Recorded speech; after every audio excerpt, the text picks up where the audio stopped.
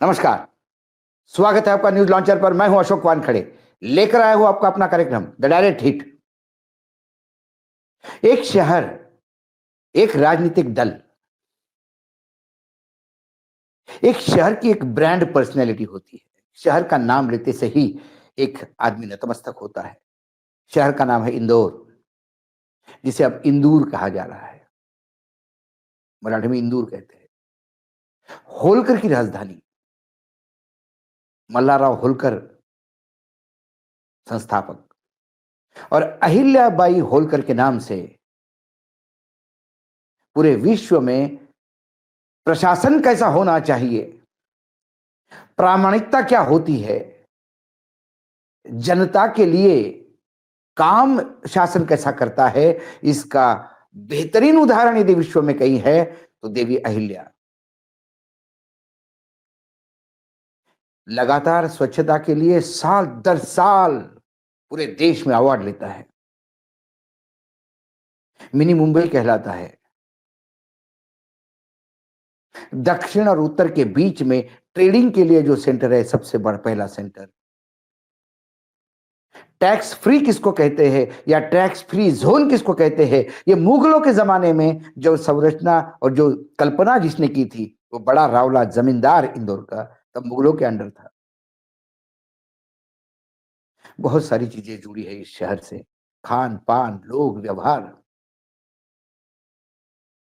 और अंत में नाम लूं तो देवी अहिल्या के नाम से राजनीति करने वाली सुमित्रा ताई, सुमित्रा महाजन, लगातार 9 बार सांसद, स्पीकर लोकसभा की, रिटायरमेंट के बाद इंदौर में है। आज तमाम इंदौर वासी, ताई और तमाम इंदौर प्रेमी की आंखों में पानी होगा जब इंदौर में भारतीय जनता पार्टी के नेता आपस में इतनी बुरी तरह से लड़ते हैं कि प्रधानमंत्री नरेंद्र मोदी जी के कार्यालय को इंटरवेन करना पड़ता है। यह लड़ाई मात्र दो पार्षदों की नहीं है,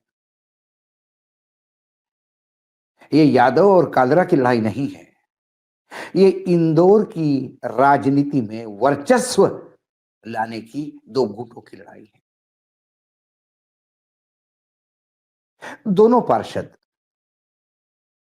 जीतू यादव भी पार्षद और कमलेश कालरा भी पार्षद। कमलेश कालरा एक गुट का, जीतू यादव एक गुट का। इनकी आकाओं की लड़ाई। और शर्मसार होता है शहर। इस शहर ने पीसी सेठी को भी देखा, गृह मंत्री हुआ करते थे देश के, उनको हराने वाली सुमित्रा महाजन को भी देखा। यूथ कांग्रेस में जिसकी तूती बोलती थी वो महेश जोशी भी देखे। कवियों के ताज सत्यनारायण सत्यन भी देखे। होमी दाजी भी इंदौर से आते हैं। लता मंगेशकर का जन्म इंदौर में हुआ। क्या नहीं कहूं इंदौर के बारे में। लेकिन वहां ये दो पार्षद इतनी बुरी तरह से लड़ लगे कि जीतू यादव के कुछ समर्थकों ने सीधे कमलेश कालरा के घर पे हमला बोल दिया। हमला कांच तोड़ने तक सीमित नहीं था। घर में घुस के कमलेश की माता, कमलेश की पत्नी के साथ दुर्व्यवहार ही नहीं, कमलेश के युवा बेटे, जिसकी उम्र 20 साल से ऊपर है, उसको अपने दादी और मां के सामने कपड़े उतार के नग्न किया, उसका वीडियो बनाया और वायरल किया। वीडियो वायरल होता है, हंगामा मचता है, पूरा शहर स्तब्ध हो गया। ये दोनों भारतीय जनता पार्टी के नेता, चाल चरित्र चेहरे वाले,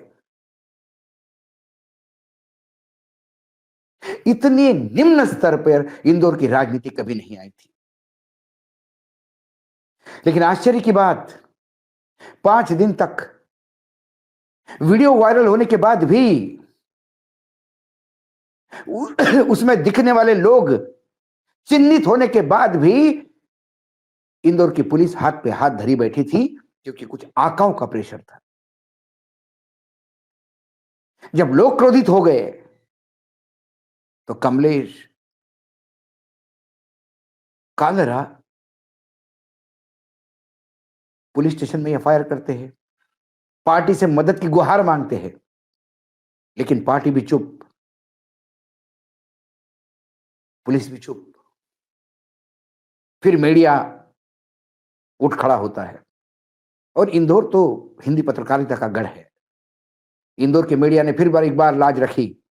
मीडिया, सोशल मीडिया प्रखर होकर हमलावर हुआ, चिन्हित लोगों के नाम प्रकाशित किए। वो जीतू यादव के कैसे दोस्त है ये साबित करने में तुले हुए हैं।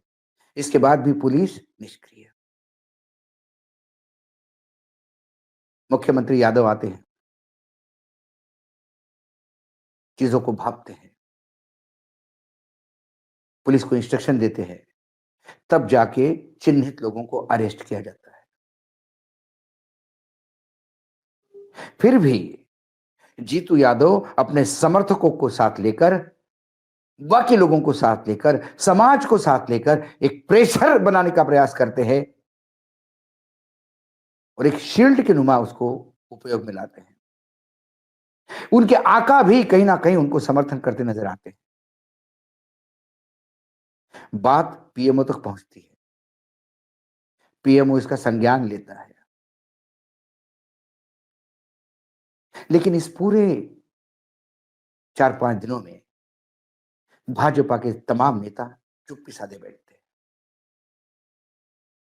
ना सत्यन गुरु बोलते हैं, ना ताई की तरफ से कुछ वक्तव्य आया, ना मालिनी गौड़ की तरफ से, ना कैलाश विजयवर्गीय की तरफ से। जब पीएमओ एक्टिव हुआ तो आनंद फानन में 11 तारीख को,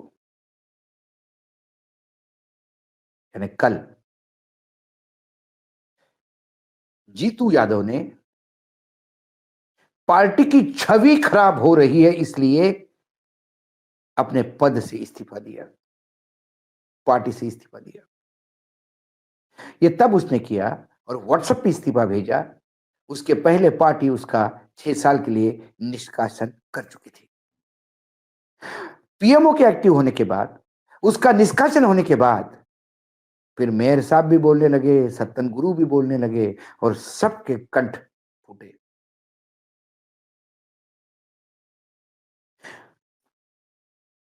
जीतू यादव पे अभी कोई केस रजिस्टर नहीं। उनके समर्थकों को अंदर किया जाएगा, बाहर किया जाएगा। जीतू के ऊपर 11 केसेस है क्रिमिनल। 10 संयोगितागंज थाने में है, और एक जो है वो किसी और थाने में है। जीतू और कालरा की टेलीफोन का कन्वर्सेशन भी वायरल हुआ, जिसमें वो कहता है संगठन जाए चूल्हे में, मैं अपनी जगह पे हूं, संगठन अपनी जगह पे हो। क्या कारण है? 13 आरोपी पहचान हो गए, उसमें से विनय, नवीन, वरुण उर्फ गोलू, कृष्णा, ललित, पिंटू, ये गिरफ्तार किए गए हैं। ये तमाम नाम वही हैं जो जीतू यादव के पोस्टर पे मित्र मंडल के तरह अपने फोटो चिपकाते हैं। वो कादरा के बेटे को नग्न, युवा बेटे को, जवान बेटे को नग्न किया हुआ यदि वो वीडियो देखेगा तो घिन आती है, क्योंकि उसकी पत्नी बैठी, उसकी मां बैठी, और उसके सामने ऐसी गालियां बकी जाती है जो किसी भी सभ्य पुरुष के मुंह में शोभा नहीं देता। ये हुआ क्यों? अब मालिनी गौड़ के पुत्र भी एकलव्य सिंह गौड़ कहते हैं कि अभी तो ये अंगड़ाई है, आगे और लड़ाई है। अंगड़ाई में यदि कपड़े उतरे हैं तो लड़ाई में क्या चमड़ी उतरेगी? सवाल ये है। 2019 तक का आंकड़ा है, 1999 से 2019 तक 11 आपराधिक मामले जीतू यादव पर, 10 परदेशीपुरा थाना और 1 संयोगिता थाना। मैंने 10 संयोगिता थाने बोले। अब मानव अधिकार भी एक्टिव हो गया। ये खुशबू ठाकरे की भाजपा नहीं, ये सकलेचा, जोशी, पटवा की भाजपा नहीं, ये अटल अडवाणी की भाजपा नहीं। क्या ये अमित शाह की भाजपा है? यदि मैं कहूं तो, क्योंकि ऐसे गुंडों को टिकट क्यों दिया जाता है? गुंडों को टिकट दिखाई देंगे तो राड़ा ही होगा। गुंडों से आप प्रवचन नहीं सुन सकते, मां बहन की गंदी गालियां ही होगी।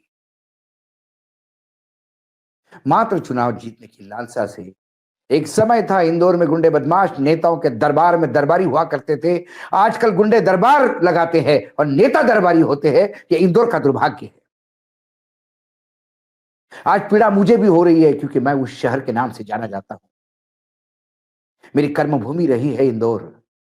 इंदौर ने पत्रकार अशोक वानखेड़े को जन्म दिया है। मैं तो एक विद्यार्थी वानखेड़े बन के इंदौर आया था। सवाल उन 5 दिनों का है, 3 जनवरी से 11 जनवरी तक। पहले 5 दिन इंदौर चुप क्यों? पहले 5 दिन इंदौर के बीजेपी के नेता चुप क्यों? पहले 5 दिनों तक मुख्यमंत्री चुप क्यों?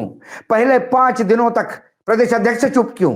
पहले 5 दिनों तक संगठन चुप क्यों? पहले 5 दिनों तक संघ की इकाइयां चुप क्यों?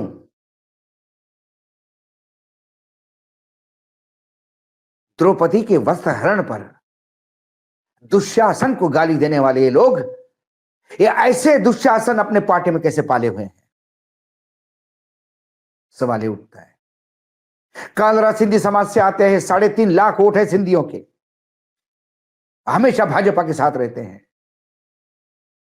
शायद देश में एक ही सिंधी समाज से आने वाला सांसद है, वो इंदौर का। किससे डर रहे थे? यदि पार्टी पे गुंडे हावी होंगे तो फिर पार्टी का चाल चरित्र चेहरा कहां जाएगा? आज हिट भाजपा नहीं हुई है। भाजपा के तो ये कुकर्म हैं जिससे पूरी राजनीति इंदौर की शर्मसार हुई।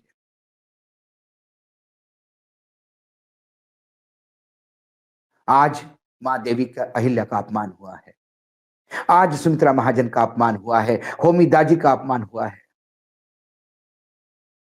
इंदौर की स्वच्छता का अपमान हुआ है। मात्र इंदौर स्वच्छ करने से नहीं होगा, जब तक राजनीति की ये गंदगी साफ नहीं होगी तब तक इंदौर के ये स्वच्छ इंदौर के मायने कोई नहीं होते। आज बहुत कुछ सारी चीजें हिट हुई है और मैं स्वयं भी हिट हुआ हूं क्योंकि वो मेरा शहर है। मुझे गर्व है आज भी, मराठी होने के बाद भी इंदौरी कहलाना ये मेरे लिए गर्व का विषय है। जब कोई कहता है कि वानखड़ी जी मैं आपके इंदौर गया था, सीना चौड़ा हो जाता है कि मेरा इंदौर। आज दुख हो रहा है मेरे इंदौर में इतना घिनौना काम।